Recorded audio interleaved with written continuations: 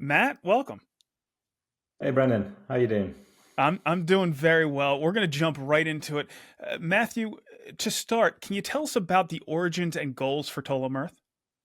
Yeah, sure. So Tolam Earth is effectively a platform where digital environmental assets, such as carbon credits, such as biodiversity assets, can be exchanged, traded, retired, and managed.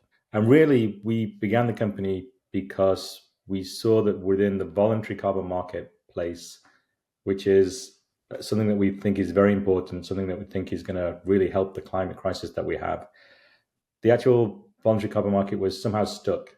The trades were not going as people expected because it was very difficult to understand what the assets were, understand the ecological veracity of those assets.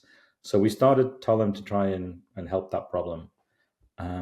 And in fact, that's also how we found the HBAR Sustainable Impact Fund, so the SIF fund within HBAR, because actually they had the same goals and aspirations. So we were very well matched. So that's how we first started to work together with HBAR.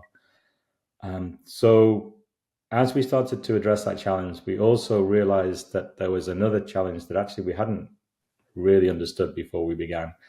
And that is that there's a whole problem around financial equity within the trading of these assets as well. So in the end, you can consider a lot of the origination of these assets comes from perhaps small holdings, small farms, projects in less wealthy nations.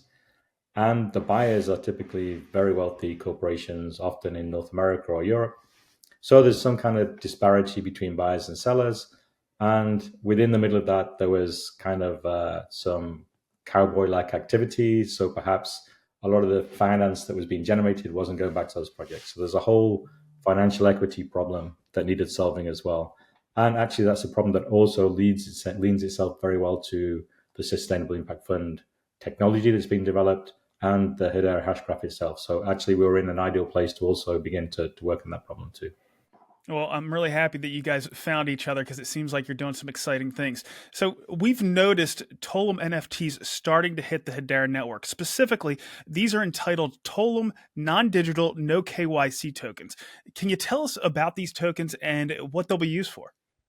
Yep. So those tokens are actually carbon credits. So each NFT represents 1 ton of carbon that's either been extracted from the atmosphere or has been avoided. So it basically something has happened to stop it going into the atmosphere. And there are initial, that's the product will be exchanged on our platform, and that's our initial sales effectively. So those credits are going to two different customers. One is a kind of events management company. So as they hold events, they are tracking the amount of carbon that's being generated, people flying to the event, kind of participating in the activities they have. And then they're buying carbon credits to offset that. And then the second is a manufacturing company. So as things are manufactured through a production flow, it kind of moves along some process. And as each step in the process is completed, they also quantify the amount of carbon that's generated. And interestingly, they also tokenize that. And then they can buy credits to offset that token. And here it gets super interesting because there's an opportunity in the future to actually match those tokens very directly, which means that if you then buy those goods, you will have a full set of data with Trust Chain all the way from the carbon origination to the carbon credit origination that offsets it effectively. So you'll know exactly what carbon was created and what was done to negate that carbon in the atmosphere, which is a really useful data set for consumers, for onward flow into the supply chain, etc. So no, we're really happy about our initial kind of customer partners. So, Matthew, the next thing I was going to ask about is, when is your marketplace going to be fully up and running? Does this mean that you're already fully up and running, or do you have some further steps to take before you're to your final goal? We have lots of things to do, but we are up and running. So the two kind of projects I've talked about are channel partners. So effectively, we have the platform, and then they're the marketplace that sits on our platform. So the customer interacts with those channel partners and not directly with Tolm. Now, Tolm is also developing its own storefront, so to speak. Some applications don't need that channel partnership. They just want to buy directly from Tolm. So we'll be generating our own marketplace and then increasingly bring on other channel partners or storefronts onto the platform. I think in the end, the way that people consume carbon will be hugely different across different applications. Some people will be kind of corporate buyers trying to buy carbon to meet their 2030 or whatever goals it might be. Other people are more like the case I've already described, where they're incrementally buying it on an almost daily basis to try and match their carbon emissions.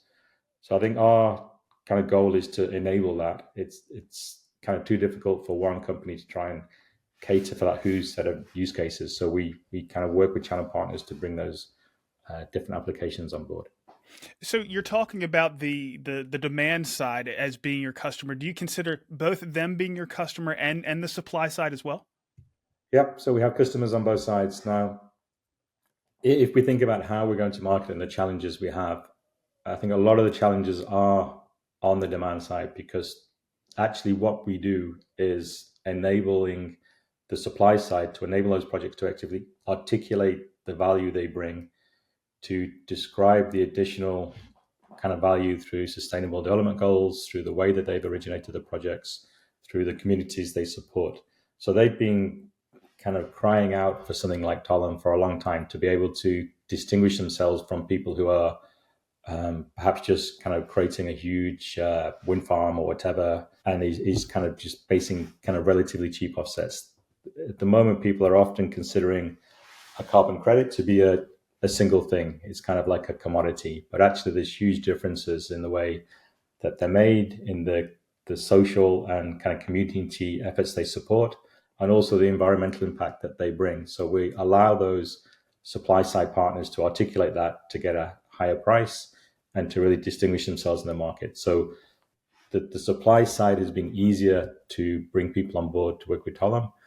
The demand side is more difficult because a lot of companies are wary, I would say, of buying carbon credits because there's been negative publicity, because they bought the wrong things in the past. They've bought credits that have not actually had the environmental impact they promote, that have perhaps been more a financial transaction rather than a climate transaction. So their people, or those side is effectively more difficult to convince, because they really need to see the data to show that they've got the receipts to prove that what they're buying is true. So yeah, I think that's where we are at the moment. We have a lot of high quality supply, and now we're now starting to bring in the demand as well. Well, you're certainly bringing a product to market that needed that extra layer of trust. Matthew, is there anything else you'd like to pass on before we let you go? I think just for the context of the discussion, we would like to thank HBAR and the Sustainable Impact Fund.